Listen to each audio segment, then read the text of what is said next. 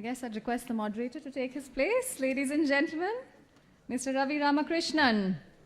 He's going to be moderating the proceedings for the next session, which is themed Reshaping the Transformation Strategy from the Lens of the CXOs. We've all been talking about tectonic shifts, metamorphosis, reorienting, rebooting. We're going to hear more of that in great detail. I'm going to now invite our speakers one by one in no particular order. I'd like to start by inviting on stage Mr. V. Ganesh. Ladies and gentlemen, CEO RvaluE Computershare Private Limited. A round of applause for Mr. V. Ganesh. Welcome, sir. He is the CEO of RvaluE Computershare with over 24 years of experience in the financial services industry and is a part of the RvaluE Group leadership team. He is a chartered accountant by profession and has a rich experience in the KPO, BPO space. And at RvaluE, in the last 2 decades, he's been instrumental in building a strong techno-commercial base with emphasis on establishing a pan-India branch network. A very warm welcome to you, sir. Yes, let's hear it for him. And now I'd like to invite on stage Mr. T. Chandrasekhar, Vice President, Finance and CFO, IBM India, South Asia. Mr. T. Chandrasekhar, ladies and gentlemen. Welcome, sir. Mr. Chandrasekhar Tyagarajan has 28 years of experience in finance and operations in Indian and global companies in the areas of business finance, accounting, business controls, and financial risk management, financial restructuring, sourcing of funds, etc. And he's been with IBM for over 15 years and is currently the Vice President, Finance and CFO for IBM in India and South Asia. Prior to joining IBM, he worked for 12 years in several Indian companies in the automobile, financial services, and IT industries. And ladies and gentlemen, with that, I now have the pleasure of inviting Mr. Bibek Agarwala. Let's welcome Mr. Bibek Agarwala with a round of applause. He is the CFO Lifestyle Business with Raymond Limited. Welcome, sir. Now, Mr. Bibek Agarwala, a chartered accountant and company secretary, is currently engaged with Raymond Group as CFO for Lifestyle Business. He is a business transformation leader with 20 years of rich experience in corporate finance, strategy, treasury, operations, GST, taxation, etc. And his proven abilities in enhancing financial processes and systems, leveraging use of technology and automation across business functions have been well appreciated in the organization. We extend a very warm welcome to you, sir. With that, ladies and gentlemen, that is our esteemed panel. I'm now going to request Mr. Ramakrishnan to kindly take over the proceedings of this session for us and enlighten us on what triggers, what matters, what next from the lens of the CXOs. So as the mics are set up, let me just initiate some of my quick comments. I think the best part of today's CXO panel is, we call actually Shared Services Forum, and I think to what Mr. Samir Shastri was talking about, that India is becoming digital, thanks to our leader, Mr. Modi, and as Ram talked about tectonic shift towards Asia, India, and China. We call this forum is focused on what we call global India, which means that we are not just a country of India, we are actually truly global, I think. And therefore, we have a set of CXOs who are actually cutting across not just India, but a global India, in terms of, the way the industry, for instance, Chandru comes from the IBM, which is cutting across the globe. Ganesh comes from the pioneering space of, shares and stockbroking and so on. Really RvaluE is one who actually created the market, created that space. So it's been actually enabling this country to make a difference, in the last 20, 30 years. And of course, we have, Vivek, who is the Raymonds, the lifestyle, and lifestyle Raymonds is very clear for us, and it's kind of really looking at things which are different. So given this global India and excellent set of panelists, I think I'll just jump on to the theme and take inputs from each one of you. I share some of my perspectives already in terms of reshaping, so I don't want to. If I had to really take that first question, and maybe some thoughts from, maybe starting with you, Ganesh. what triggers you feel this reshaping as per you from an industry point of view and much beyond industry? You know, I think as leaders, you know, you see things beyond. So what triggers this reshaping in today's context? Yeah. Yeah. There are quite a few interesting data points that this country has to present to us, and I will share some of those.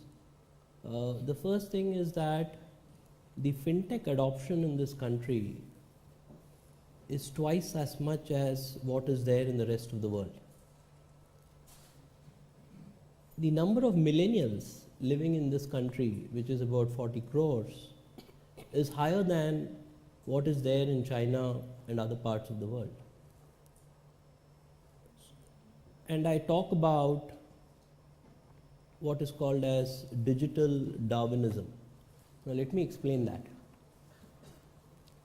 I'm sure you all are aware that Darwin said that it's not the strongest who's going to survive in the world, but the ones which are going to adapt to the marketplace. Digital Darwinism is all about creating that competence within organizations which have earlier been largely brick and mortar to create digital disruptions in the marketplace. And the other factor that I want to lay a stress on is the fact that we get very carried away with technology. We get very carried away with fancy terms like fintech. And fintech, as Mr. Ravi said, is actually techfin in that sense, because technology companies getting into financial services. But at the root of all this is convenience and predictability. If you see Uber, you see Ola, you see Amazon, we do online shopping. It's not fancy technologies that are being brought into the marketplace. It is just comfort and convenience for the consumer that makes that paradigm shift happen. I don't want to go to a store. I want the cab when I need it. I want to buy everything online, and I want to make sure that I get the best prices. So when we do this, we need to see how we can then adapt it in the industries that we represent. The industry that I represent is financial services in a very disparate manner, because we run back offices for mutual funds, insurance, corporate issuers, most of the IPOs. You might notice that Carvey's name would be there. We also run broking, depository participant business, wealth management, etc., etc. But at the root of all this is what is changing in the marketplace. You have a 40 crore millennial population. You have a population where fintech adoption is high. And therefore, you want to create convenience and comfort and predictability in everything that you do. It's not just mobile applications. It is not just web-based services. It is a whole lot of things. So what used to be competition earlier has become coexistence. So the way services are now being shared is in a different paradigm altogether. For example, we produce something called as a common account statement in the MF industry that cuts across 3 or 4 competing registrars which compete neck to neck. But we coexist for the sake of the consumer. Correct. Yeah. So Absolutely. therefore, I believe that the change that is happening in the marketplace is driven by a number of factors. And if you are cognizant of those factors, we could do a lot of good both to the organizations that we represent and to the consumer at large. No, you said it very brilliantly. Actually, the term now which is coming is no longer it's B2C or B2B. It's actually C2B is what is driving it. You know, so Right. the customer in the front. Therefore, how the business can align. I think very well put, Ganesh, to start with.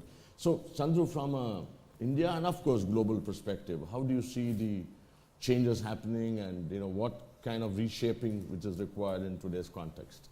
Yeah, so first of all, Ravi and everybody, thanks for having me here today. Let me talk from a finance standpoint. I know quite a few of you are finance guys in this room, and I love to talk finance. one of my bosses early on said there are only two types of people in any enterprise, right? There are people that support customers, and there are people that support customers, right? There are only two types of people.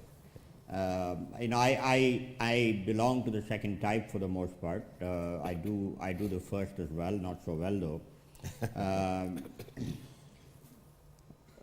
Off late, right? So, about 10, 12 years ago, I had a boss that said, I'm not looking for a controller. I'm looking for somebody who will be my partner in business, right? So, sometimes he wants somebody to just subscribe to everything he doesn't say, but for the most part, I think he's looking for somebody that will be his eyes and ears.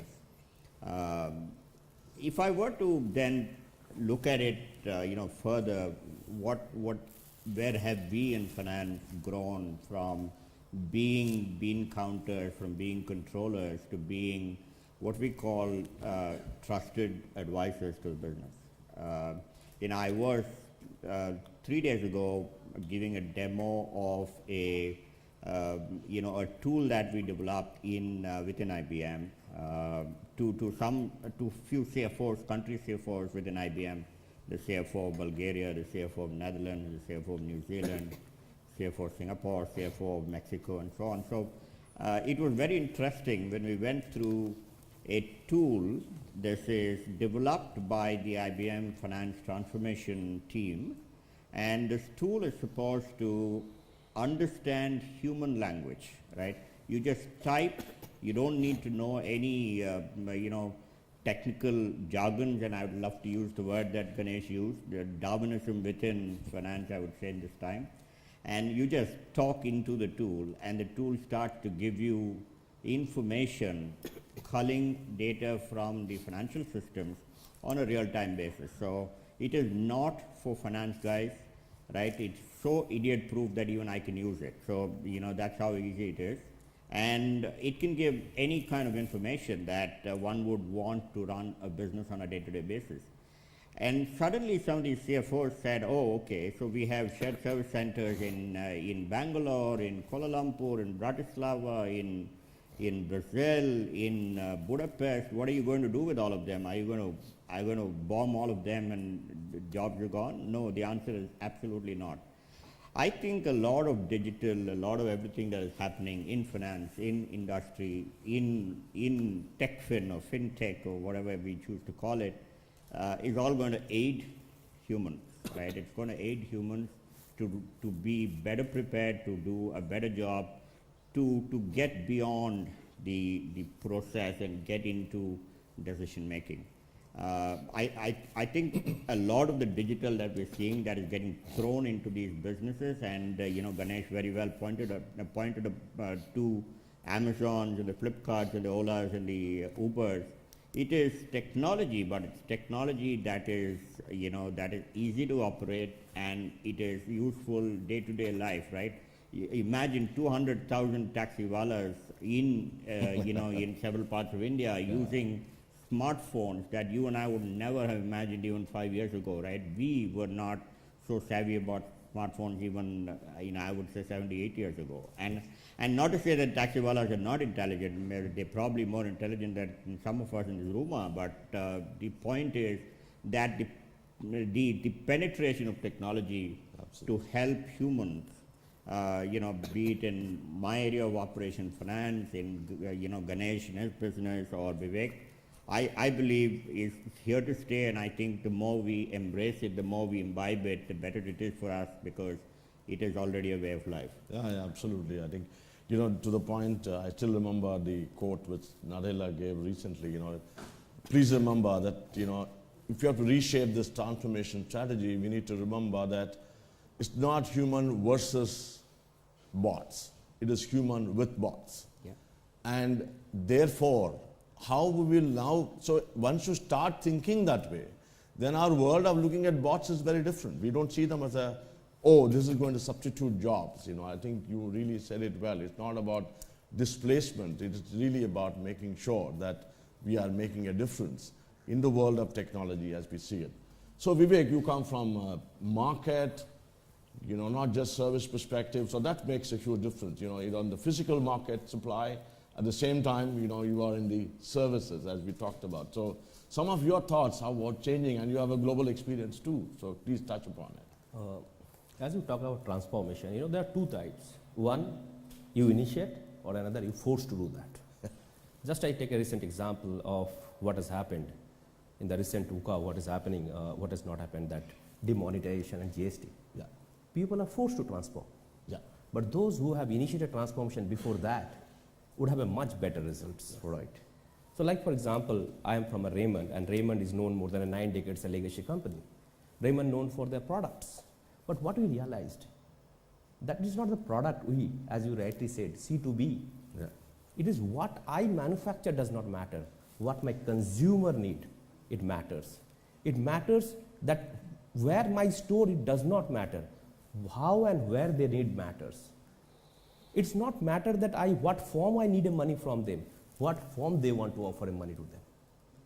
So there are a lot of transformation.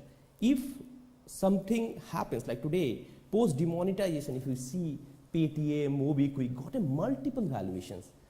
That means sometimes if you are forced to adopt something, the results are phenomenal. But if you have performance-driven matrices for this transformation, then result would be much better. So what has happened in our organization? So we have taken a strategy, right? That I may be good at product, I am very strong in innovation, in quality, but unless until I can cater to my customer, how can I have a better performance? That is a thought, but the digital transformation has given us so much edge, whether through CRM platform today, direct marketing, and the social media. Today social media is so powerful that, you know, at a fraction of cost, you can do a targeting of the people, geo-targeting, any form. I think all knows that what is the power and capability of digital. And in fact, it's not becoming, I am a company which is only selling thans and suit. I am giving a complete wardrobe solution now. So I have a very strong portion of the share of the wardrobe of an individual because of this transformation. Because I have a manufacturing capacity, I will manufacture. But if it does not sell in the market, how it will happen? So transform is not merely incremental. Sometimes, you know, the word of transformation, we just say 10%, 15%, 20%. It is basically a disruption, actually. Yeah. So one said it's raise the game, and transformation changing the game, actually. Yeah. So now we really need to choose between that, how do we want to perform? As you rightly said, those many companies are there will not be surviving in the next 5 years. And probably in Raymond, we are completed 9 decades, and if you see many industry which were there in textile and apparel industry today, not there in the market. Yeah. But we are strongly surviving because our leadership, we are now embarked in our Raymond .3 journey. So that means 1, 2 is already over, and now it's not looking Raymond is dad's brand. Because sometimes, how the perception, if you see the quality of our medias. So, you know, every aspect of our business processes. I'm a hardcore finance guy, I'm a CFO and commercial lead, but I understand much more of a business less than a finance today. Absolutely, absolutely. Today, finance is everywhere. Where not? Whether it's a supply chain, procurement, digital, marketing. And today, I think those section colleagues knows finance and commercial much better than I do. So I thought it's better as a team if we understand entire business definition, it will be much more productive, much more result oriented. And technology is obviously going to be here. So what has happened in 100 years, it has happened in 10 years, and what has happened in 10 years probably happened in less than 1 year. Yeah. So what is an exponential pace of technology? Really, I don't know. Absolutely. I think, you know, some of the points, and I really like the way, you know, Chandru, you put about there are only 2 types of people. Customers and people who support customers. And so, and you also talked about customers and the way things are changing. I think what matters is coming out, you know, very well in terms of customers, the people, and, you know, even the context of how the, you know, people at, you know, taxi drivers, you know, they can use better, you know, mobiles today than ever in the past. So if I therefore pitch on the customer, and I think for, you know, if I just talk about global shared services and India shared services, and in a business context, you know, customer demands are rising. I think that's one of the things which clearly comes, you know, and the organizations are changing. How do you see the shared services you know, or the business process experts or people who are servicing, are they really focused on the customer? It could be internal customer, it could be external customer. So Ganesh, maybe you can just kickstart your thought, because you come from that space, like thousands or millions of people deal with in a retail space, you know, so that will be very, very interesting. Millions of people try to deal with us. Okay. So I think, again, this is something that organizations world over are investing in, which is on voice technologies. Yes. Yeah. So if you take Google Assistant, you take Amazon Alexa, and a much lesser version in Siri of Apple, there's a whole lot of change that is happening. The best way of communication is not something that we have learned today, right from our birth. We cry for milk, right? We cry for food, we make noise, we make sound, we want to communicate with each other, and that has been the best form of communication. Imagine a situation, and I'm sure many of you, I don't want to name anybody, many of you would have tried many contact centers for services, whether it's a bank or a Carvi or anybody else, and you are put through a series of IVRs. Have you gone through that? I have personally gone through that with many banks. Yeah, so you are tired, and then finally someone lands up and tells you on the phone that it's going to take you another 15 minutes to get to an agent. Agreed? I'm not exaggerating one bit. Right? Actually, you're right. The technology in the last few years had made things so impersonal that So we don't know what's happening to exactly, the customer. so you have lost that connect. So let me put it this way. Now, if we have to find a solution to that and just use our mobile app, the bank knows that your mobile app number is registered with them. Your mobile app has already been sanctified, which means that it's all done and dusted, password, login, etc. And then you open your mobile app and tell the app, what is my bank balance today? What's my last 5 transactions? All that you would typically need gets addressed instantaneously, and not to the cost of the supplier or the manufacturer, in this case the bank. Chandru just spoke about it in the context of finance. I'm saying that is the context. I keep getting, when I first bought my Alexa, it was not available in India. It's not a big thing, it's very nicely priced. I bought it from the US. I was excited that it understands your language and plays the music you want, provided you have subscribed to the music and all. I was just wondering how it will scale up, what is this foolish thinking, just about 3-4 years back, okay? Now I am realizing how stupid I have been. Every service, okay, today I run operations, okay, that's my main job.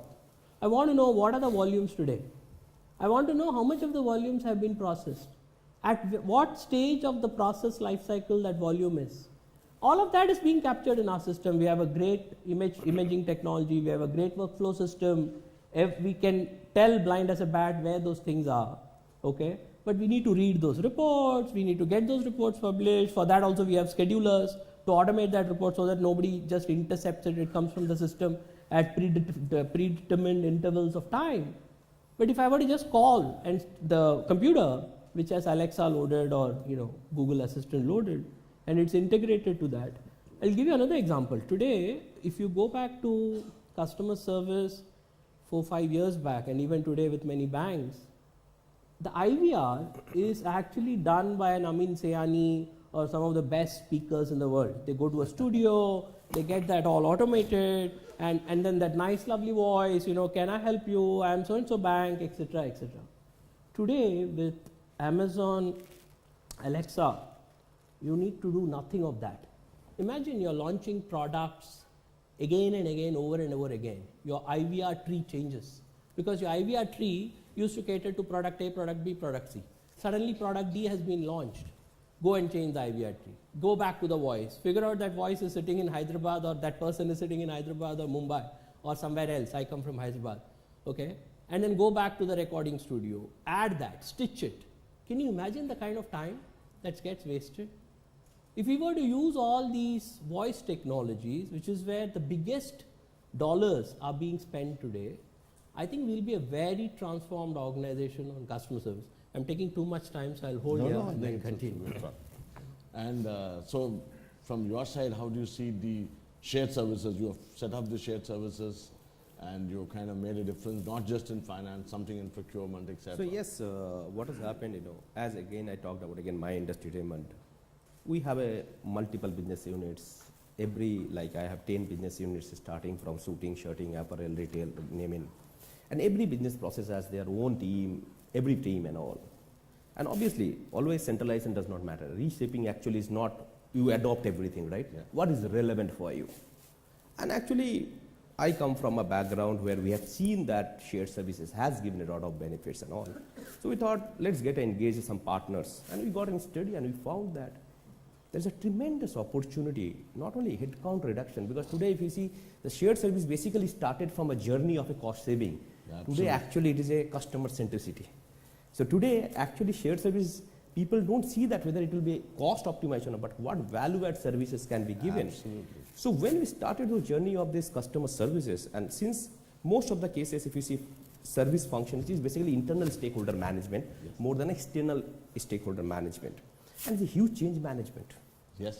The most important problem in any change is a change management in the organization, and especially more so of a legacy, not in startups. The mindset is very important. So in that case, very important is the voice of the leadership is very, very important. And once you are successfully done, then the results are phenomenal actually. In my industry, what I have done, in my company, what we've done, we have phenomenally done a headcount reduction, but it's not any layoffs. Because as you say, every year there are new opportunities keep coming, redeploy them, reskill them. It's a learning and unlearning, right? Absolutely. It's not that a person is a finance, is processing only bill in the process. He can do anything. So it's a process, and we have seen the scorecard of our internal metrics is that how the happy customers we are, how strong internal controls we have, how much cost optimization we have. Many unwanted process, bureaucracy has been moved. Ages this is going on, this requires this approval, that approval. People are traveling, so entire process has been automated. Today I don't have a single physical document in my office. Today 100% automated. The source of documents has been retained at the source of documents. Because Indian, by the way, has not allowed that you don't need original document. Hopefully, so it will come over a period of time. So we need to do the process, travel, employee expense reimbursement, holding for months and months because the boss is traveling up. But today it comes in an email app. I have an app for employee expenses. I have an app for query management. I have an app for any bill uploading. So it's all app and technology driven. And phenomenal change has happened. And I can say the build of costs, shared services payback is less than 6 months. Yes. So if any project payback is less than 1 year, I don't think that we don't need anybody's approval. Absolutely. So this type of result we have seen, we started with finance, now we did an entire procurement process, we did this, and now we are going for HR and other processes in a big bang way we have seen. But whatever we do, but we have to be very, very flexible and agile. Important is the responsiveness. We suddenly started saying we have done our SLA. Now what is SLA? For a query management, I have taken a 3 days SLA. So always you will be 100% SLA. But why not 3 hours? So constantly challenging ourselves, rather than taking a very easy target and say I am 100% done, rather than I will take a stretch target and miss it and learn it. So that will give a huge benefit to us, and we have seen that entire organization we are so cheered up in the shared service processes because it builds a lot of due diligence and controls also. So they really help us both ways. Very well captured, very well. And I think the point you made is relevance. I think one of the things I've seen today, how digital world can make you relevant in the future. Are you future relevant is the focus of digital transformation. It's not about current relevance. So I think the businesses need to really look at it, and similarly shared services and making a difference. Chandru, to build on that, from a digital quotient and customer experience, I think you have a vast set of customers across. Yeah, so you picked on the term internal customers, so I'll continue to focus on internal customers while I let Ganesh and Vivek talk about external customers. I liked a couple of things that Vivek just said, right? Talking about processes, approvals. IBM can be, and Ganesh has been the recipient of some of these, the internal processes can be very, very rigorous to the point where it can irritate, our customers. And imagine how much it I'm irritates sure a lot of people IBMers. can relate with that here, you know. How much it can irritate IBMers, you can imagine. And with the number of millennials that Ganesh spoke about, think about the profile of employees that are there. For example, in IBM India, we've in the past. Let me pick on HR processes, right? We picked on employee payables. Employee payables, by the way, is an HR process in IBM. I know it is a finance process in some other organizations. It's an HR process simply because it is tied to compensation, so compensation data sits with HR and so on. We had to, all submit our documents, somebody will verify it and pay it and all of that. And then the thinking kind of changed in two ways. One, why do we need so many approvals for somebody to claim his entitlement, his or her entitlement? That's point number one, simplified it. Second, we looked at, there are bad actors everywhere, right? There are bad actors in IBM too. And, there will be 1 or 2% of the IBM population that those are bad actors, I would call them, right? Where, they might fill in fake claims or inappropriate claims and so on and so forth. So we said, just to handle the 1% bad actors, why would we want to put the entire population of IBM through such rigorous processes? Can we look at it differently? And then, the Alexa equivalent in IBM is called Watson. So cognitive and analytics, came into play, and we said, let's think about it differently. So today, yesterday my assistant made a claim for a travel that I made to Delhi last Friday, and this morning I got an email that says it's been paid. I got a message from the bank that it's been paid. Why is it so simple? Is it that anybody that makes a claim gets his claim paid? The guy in the back end doesn't know who Chandrasekhar is, by the way, right? I might think I'm the CFO of my company, but for him it's just another employee. What they do is they put through the claim to make sure, they just go through it to make sure that it has the right cost, the cost center and all of that properly captured and goes through. And then what happens is there is the cognitive and analytics tools that play in the back end that keeps looking at the pattern of my spend. Right. The spending of my peers in the company, the spending of my employees, the spending of my manager, and keeps ingesting itself with all of the claims that come in, and then pick up a spend and say, this doesn't seem right. This doesn't seem in consonance with the kind of spending that we've seen amongst this individual's peer group.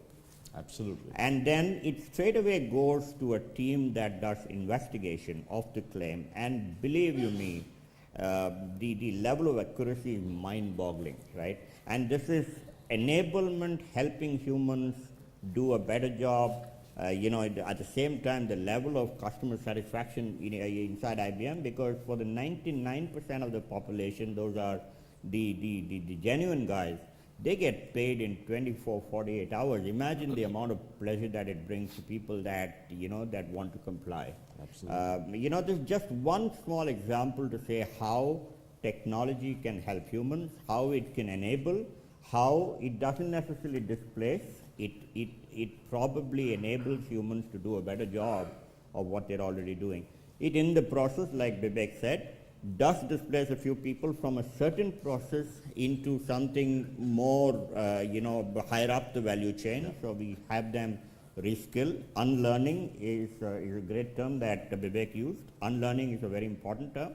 But the point is that, if we can get some of these technologies, to help us in every single process that we do, imagine the amount of dividend that we can get back. It's unbelievable. Absolutely, absolutely. I think, actually I'm so delighted to, Watson is known, but sometimes we tend to see Watson as a big, AI cognitive tool which does things which are beyond, but I'm happy to see that they also enable employee payables. I think that's a really powerful tool, swinging extremes. Yeah, it also enables cancer treatment in India. Yeah, that's what I was trying to say, talking about cancer treatment on one side, and you're talking about employee payables. That's the power of technology today, and how we can really do that. And I think I would like to share, this one of the important thing is that today the technology people need to understand business, and the business people need to understand technology. It is no longer the function. Actually, truly horizontal is technology today. I don't think finance and procurement are all horizontals that way, because it's just business and there is technology. I think these are the two things that are really happening. So the so-called function of an IT is disappearing. It's just really becoming one, what I used to call can you be a business technologist is the question, So I think we talked about, and let me just take this other sensitive point of front office and back office, because this is one of the biggest dialogue, and I think you already, each one of you touched upon it in form and fashion, that shared services is supposed to do a lot of so-called non-core processes, and whether it's global, local. I've seen global would be level 2, level 3, up to that kind of process they do. There are companies in India who do level 5. There are companies in global world do level 5. I've seen American Express doing entire reporting here. I've seen Adani doing investor relationship queries resolution from their shared services. So we see both happening. But in the context of today's reshaping, how do you see the power of making sure the front office and back office have to kind of come together, to make the transformation truly enterprise-wide? So I think maybe I would like to start with you, Vivek, in terms of. First of all, I don't understand what is front office and back office, honestly speaking, if you ask me. I know somebody is facing the customer and somebody is enabling the customer. Yes. That's as Chandru has Very also well said put, this. very well put. I think that. So do we have a two life, office life and personal life? We have a one life. I have to see the ecosystem. It is a job. Fortunately, I am not handling customer. I am handling the processes. Yes. So that is why I say finance is a cost center. Finance people cannot go out for sales meetings every time. Then people will see because they don't earn. But they are source of productivity. How do you think the shift can actually happen? So I think it is an integral part of the entire business ecosystem. Yes. So the mindset of the front end office and the back office has to be changed. I think it is who is handling customer, another who is enabling the person who is managing the customer. Absolutely. Even a 99.9% accuracy is not going to resolve the purpose. Because the 0.1% unsatisfied customer, the person who is a person 1, for him is 100% unsatisfied. Yes. He may go raise a query to your investor relation, he may raise this. So I think the mindset, because the moment we see that we are a different entity, we are not an integral part of the business processes, then we will never be, this shared service will be. Yes, shared service has a different role. They don't know who is racing. I'll tell you just recent example. On 22nd November, we had a town hall. And on town hall, a major question came that why this Raymond did these shared services. Earlier, we used to know for payment purpose whom I have to go. Today, post the shared services, I don't know who will pay. Why do you need to know? It is a schedule fixed, process fixed. If you are not being paid within your agreed timelines, there is a query management, help management, you can raise the point. So the shift is very important. So I think as the topic come on, I think the immediate integration is very, very important. Both are a part of the same office. It's a matter of the role differentiations.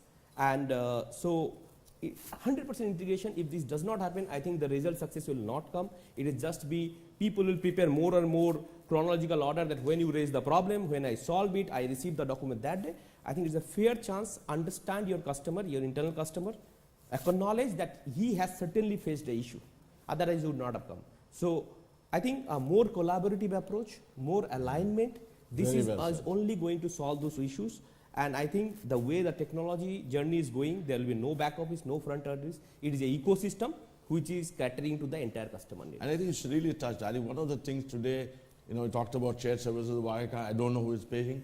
And the biggest challenge is customers or employees in this case lose visibility. I know this person is doing, in the shared services, I don't know who is doing, but as long as the person knows what happened to my, requirement, I think the person is very happy. So how we can really enable that process is what I think is very powerful. So Ganesh, how do you see this? I see this slightly differently. front office versus back office functions are undergoing a lot of change. And to give some perspective, if a bank or somebody like RV had 500, 5,000, 50,000 branches across the country as a front office, more often than not, 20, 30 years back, they were acting as post offices, which means receive and forward. That's right. Yeah, so if you have State Bank headquartered in say Mumbai and somebody is receiving it in say Asansol, he didn't have the core banking system to solve the customer problem. He was not empowered to resolve. He didn't have the tools and technologies to handle the issue.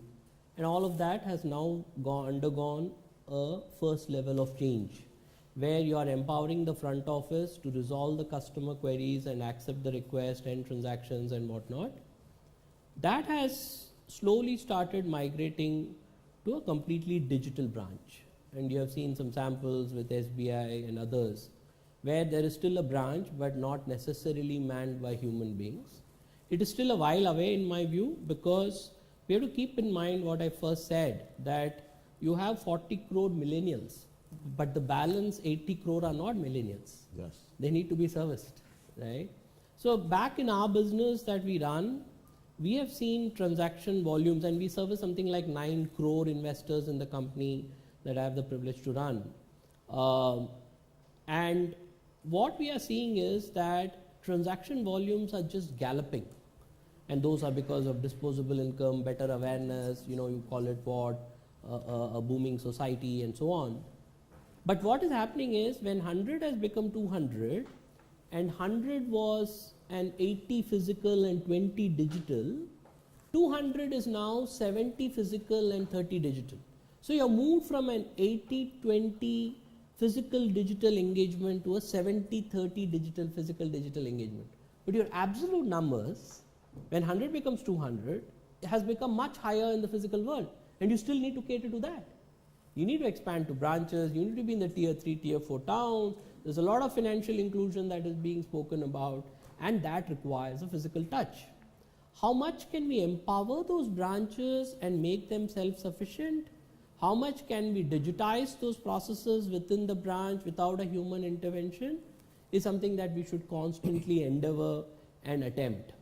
And one of the things I learned from one of the articles that I was reading was that people have moved from software as a service to failure as a service. Today, failing fast is one of the biggest advantages of a competitive organization. So whichever products and services we are rolling out, I keep telling my team, whatever we do, let's fail fast, so that we learn fast. Because they realize failure in digitizing your front end after a good 6 years, and too much of money has been spent on it, or after a good 5 years, you are a dead duck. Somebody has already taken over from you.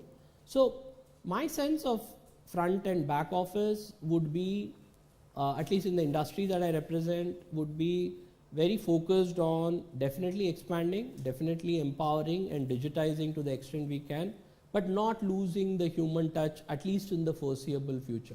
Yeah. This is one input, and the other input on the retail side that I see it with my children and with so many of us in this room, is that unless the retail kind of completely changes its monetization formula, it's very difficult to survive. So, Donald Trump once said 6 months back that Amazon has closed 6 large retail merchants in US, okay, thanks to the way they are focusing on this. So one of the ways could be that, you go to a Reebok store, you look at that store, and the store themselves tell you go and buy online, okay, because you want to look at the product, you come back.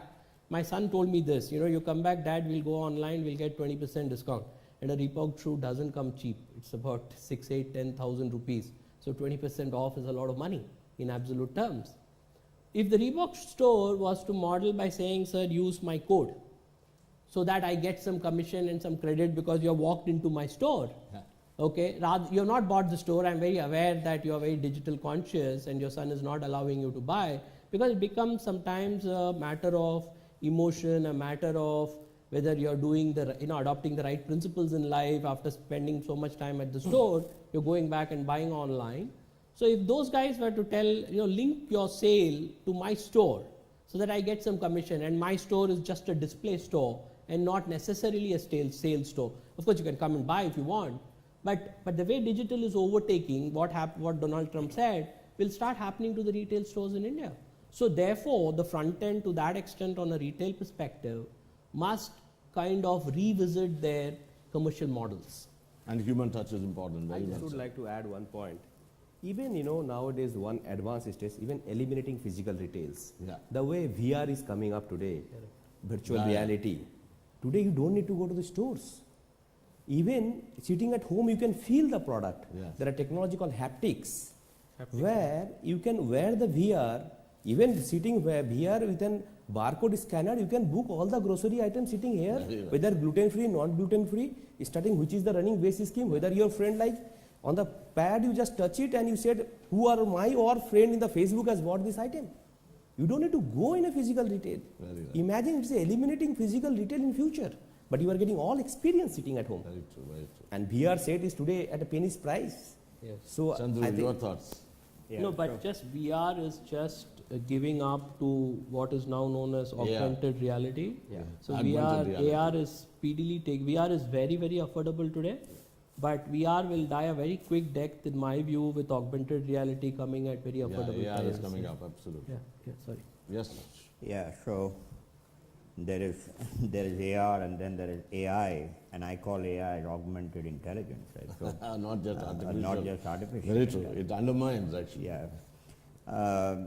Talking of the front office, back office, something real and something that I can see tangible within IBM, for example. Marketing, how many of you think it's a front office function? I think so, or at least I thought so. We have a shared service for marketing in IBM, and I've not heard of many companies doing this. A lot of questions: how can marketing be a shared service versus being, something that is real in the, in front of customers, in front of a customer set, customer creation, customer, management, and so on. But then they realize that there's just so much of things that you can digitize even within marketing to try and make it, as good as it would be with people physically going around, and it's so difficult to actually penetrate into, just say, the topography of India, and are you able to penetrate into this market? And like Ganesh said, and even Vivek touched upon it, right? So you have a physical store. There are now a lot more experience centers than stores, right? Yes. They're just experience centers where you go touch and feel, and then you go back and buy it from the internet. It's a good idea to go, have a code that you use, so you kind of give some brownie points to the experience center. But having said that, the brand stands to gain anyway. But if I can get marketing into a shared service, if I can get procurement, which not long ago was never called a shared service, right? If I can get sales becoming digital sales like it is today, then I can imagine that pretty much everything can be shared service, Very right? right. Tomorrow we can have the shared services forum as a shared service. I don't know. No, it is, because it's all of the people sitting here. So I think, really, I would really feel it's time for us to kind of get questions from the floor. We talked about multiple things. We talked about customer experience. We talked about the way the digital technology is changing each one of us, the digital natives as well as the digital immigrants, the way the front office, back office, and the employee experience, I think. And I also like the term predictability. I think we talked about predictability, no longer just being proactive. So I'm going to now request the questions from the audience. We have got about 12, 13 minutes. Please go for it, sir.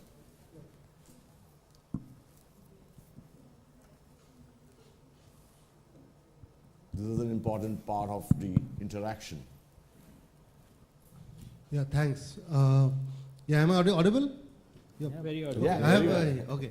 I have a question for Mr. Chandrasekhar. That because we see during this panel discussion, very nice discussion, lot of thoughts like which we can use in our work front. So if we see like the technology is changing like anything, we talk about robotics, we talked about VR, we talked about AR as well as the AI.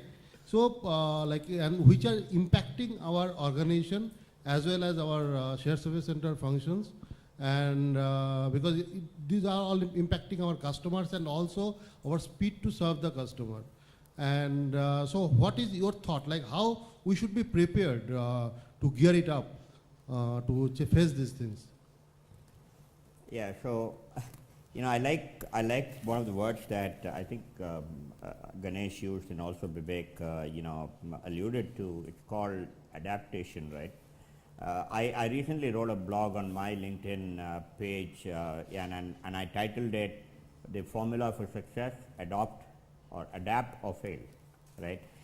And the other term that I picked up is unlearn. The third term I picked up was fail early, right? If you look at the agile approach to problem solving, the agile approach to anything, right, to project management, to management itself, to leadership, it is all about having squads that do small things, celebrate small wins, failing early, failing fast, to borrow Ganesh's language, just to make sure that you're failing fast for two reasons. One is you learn. Two, you also don't wait for the end and then you fail and you bomb as a product like the Note 7 Samsung. You probably want to make sure that the battery is okay right up front before it bombs in an aircraft, right? So you really have to adopt technology. I don't think there's any easy way. I don't think there's a very difficult way too, right? It's easy. Break it down to pieces. Yes. Continue to learn. Continue to adapt. Continue to be very open and willing to change, right? It's not the fittest necessarily, but the people that adapt to change that are going to survive, not just survive, I would say thrive. And IBM, 105 years, and like Raymond's a 90-year-old. I know Karvi is quite old too, and I've had the privilege of working for Karvi for a couple of years, 20 years ago.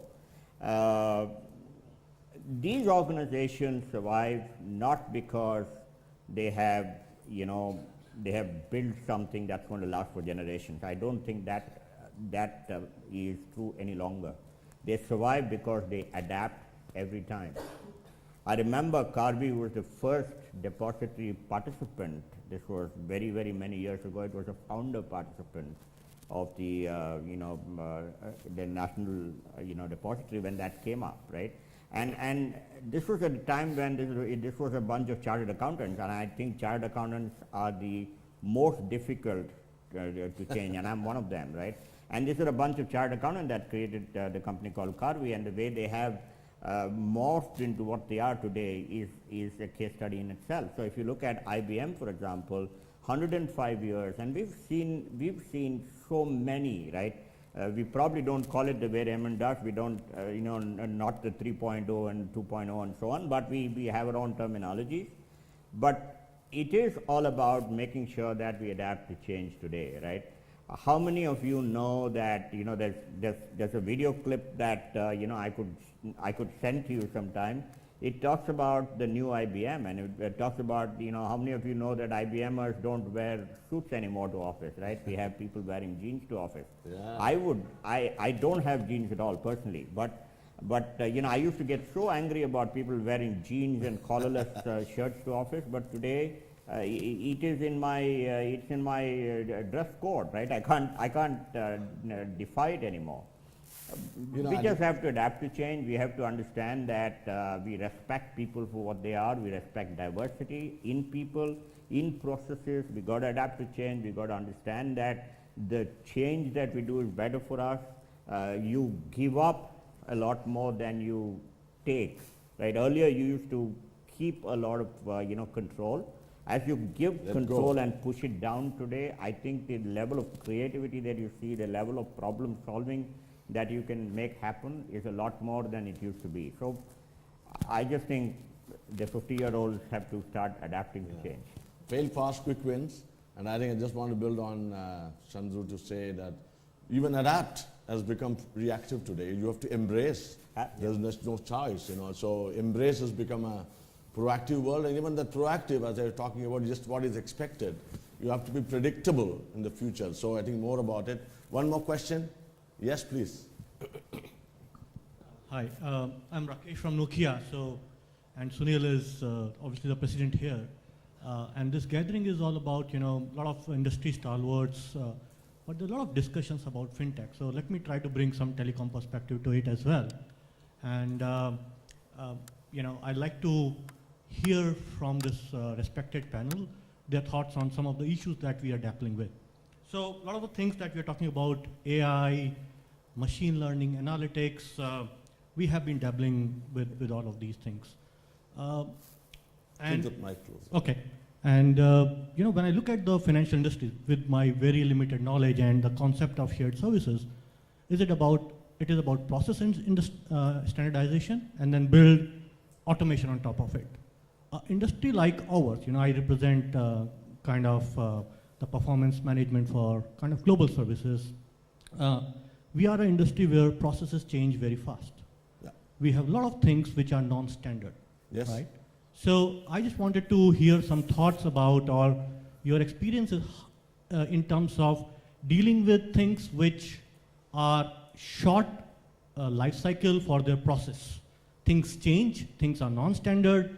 We have product releases coming up every 3 months, 6 months, and things change, right? Something that we automate is no longer going to work. So I just wanted to hear if you have come across such situations and how you're dealing with this. Can I take that? Yeah, please. Yeah. So it's a good question. There are no ready-made answers to it, but I'll try and unravel some of the mysteries around what you just said. In the financial services businesses that we run, every other day there is a new product, there is a new distributor, there is a new type of distributor who's coming up and trying to disrupt the way distribution is done in the industries that we represent. Let me take some examples. So till 20 years back, somebody had to drop a form in our office. Then the stock exchanges came to start distributing the mutual fund products. Then came people like iFast from Singapore. Then came a whole lot of fintech players who said that I want to set up onboarding customers within a few seconds. I want to do this, I want to do that. And some of them failed on the way, some of them were very successful. For us, as a player who provides the intermediation role, our role was to build a whole lot of API stack and focus on the API stack and focus on something else which I'm not able to remember, which is normally used, this is on the web service stack, and make sure that whoever comes in, because ultimately we represent the manufacturer and the manufacturer is desperate to sell his products, right? So when we represent the mutual fund company as a manufacturer, we are obliged to make sure that he grows. And one of the ways he grows is by accepting newer channels of distribution. So therefore, what we felt was that if we are able to create some standardized data exchange policies and procedures, whoever comes in, it doesn't matter. So we are agnostic to the type of player who is coming in. We only make that differentiation whether that guy is coming through the web or whether that guy is coming through the voice, because then those interfaces would undergo a change. So that's the way we have addressed the requirement. Internally, as we develop products and solutions, I just told about failing fast. Some of them have worked and some of them didn't. I'll tell you what didn't work for us. We thought that there could be an SMS way of transacting. And we still have that as a service, okay? But SMS way of transacting is no more easy. We thought missed call. We thought that if somebody types SMS 1234 from his registered mobile, we will give him his balance. And that was the service that we were rendering. We realized that it's a very foolish service because it's going to cost him money. He's going to spend $2 to send that SMS to my number and then he gets the balance back. Rather have him call from his registered mobile as a missed call to a dedicated number that we have. Within 2 rings, the call gets cut and it is for account balance, the SMS goes back to him. So we need to kind of learn and unlearn. we need to see how we can manage the forces around us in terms of how we can help them succeed. And it's an ongoing process. There are no rights or wrongs about it. There are no standard formulas around it. It is something that you do by trial and error. You know, I just want to add, and we have one more question possibly. You know, the shared service industry has grown to believe that we need to have a very good standardization is sometimes quite far, and therefore one of the things people focus on is how can you have an exceptional process to deal with exceptions? How do you structure? So understand the exceptions, what are the ways in which it's being done? So it's really interesting to see exceptional process for exceptions. Is the way it is kind of woven in until you really find, because once you make something standard, it becomes changing. Next time something else is coming up. So the way the process is going to work in a shared services world, I'm just limiting itself is, please make sure as much as you have standard, but also see how you can create an exceptional exception management process, which is very positive way of seeing, because quite often we see exception as a problem. But if we see that as a process, I'm sure one will make a difference in the way it is being done. So sure, we will have more time in the break time to talk about one question, final question. Yeah, hi, this is Tanmay from Coca-Cola Shared Services. Yeah. So I think all of us have been hearing over the last few years on so much of digitization, automation, and all of that. Now, I think there was a phase where, and this question is more to do with talent management going forward. Yes. So there was a phase, and I think it continues, which is about continuous improvement, Lean Six Sigma, which is a part of kind of a structured way where most organizations are looking at or have been at it. But and I know likes of IBM, Cognizant, the technology companies have a digital quotient, digital savviness within the organization. Now for shared services, which is largely, let's say, finance, procurement, supply chain, and those operations, has anybody started looking at the people from a talent perspective, looking at their digital quotient, digital savviness, and moving in that direction of an organization-wide talent which is more digitally savvy and building that internal capability? Sure, I think So I think I'll take this question. Actually, the point is, whether it is a shared service or financial planning or technology, talent is important everywhere. That's the mindset. Shared service means regular process. They are also need a talent. The viewpoint is that whether we will have a lateral hiring or what will happen to our existing people. So, you know, in the entire process, the two part is very important beyond the normal AR, AP, employee expenses, book loading. The one process you talk about, the continuous development process, lean management, there is a one. Second, you have to also have a continuous development for the people. Because today what is happening, organization is growing by 2x a certain pace. But if the same number of headcount is going to do the larger volume of business, then you need to have a continuously pump on the existing set of people with a new set of skills, with a new set of processes. Because today if the organization is growing by 20% for example, or 15%, then the 15% workload is increasing. Now how that individual in the next day is going to manage that 15% additional load? We cannot get additional resources, plug in, get a bigger office and get it done. That is an efficiency is very important in the shared services, the continuous development to our existing people through multiple processes, technology. I have seen in the process, in the year one, we have set up a benchmark of 80 invoices processing per day, depending on multiple complexities. Employee expense processing is easy, but non-PO based expense processing is very tough. But every year we are raising the bar that how through not only that employee, through multiple process, through tech process, on an accuracy parameter, and how continuously learning that you can do that improvement. Second point was changing the role of the people. Because what I have observed, a guy sitting in the shared service for 5 years exactly doing the same thing. yes. Now you have to move this AP guy to AR guy. But you remember that we are a funnel.